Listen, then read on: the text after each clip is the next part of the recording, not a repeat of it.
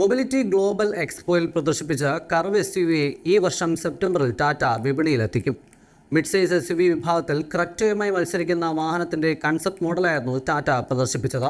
ആദ്യം കർവിന്റെ ഇലക്ട്രിക് പതിപ്പും അടുത്ത വർഷം ആദ്യം ടർബോ പെട്രോൾ ഡീസൽ എഞ്ചിൻ പതിപ്പും വിപണിയിലെത്തും. നെക്സോൺ EVക്ക് സമാനമായ പവർ ട്രെയിൻ ആയിരിക്കും കർവിന്. 143 bhp കരുത്തും പരമാവധി 215 Nm ടോർക്കും പുറത്തെടുക്കാൻ ഈ വാഹനത്തിനാകും. പുതിയ ആക്റ്റീവ് EV പ്ലാറ്റ്ഫോം പുറത്തിറങ്ങുന്ന കർവ് EVക്ക് 450 km മുതൽ 500 km വരെ ആയിരിക്കും റേഞ്ച്. ടാറ്റ കർവിൻ്റെ പ്രധാന എതിരാളികൾ Hyundai Creta, Kia Seltos, Skoda Kushaq എന്നിങ്ങനെയുള്ള SUVകളായിരിക്കും.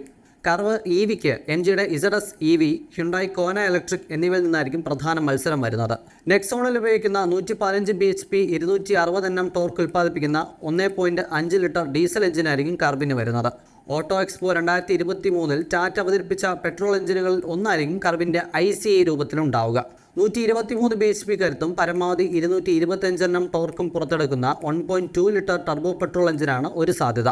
6 സ്പീഡ് മാനുവൽ അല്ലെങ്കിൽ 7 speed dual clutch automatic gear box ആണ് ഈ വാഹനത്തുണ്ടാവുക. 168 bhp കരുത്തും പരമാവധി 280 Nm ടോർക്കും പുറത്തെടുക്കുന്ന 1.5 ലിറ്റർ ടർബോ പെട്രോൾ എഞ്ചിനാണ് മറ്റൊരു സാധ്യത. എന്തായാലും ടാറ്റ കർവ് EV ഒരു വമ്പൻ വിജയം തന്നെ ആയിരിക്കുമെന്നാണ് ടാറ്റ കരുതുന്നത്.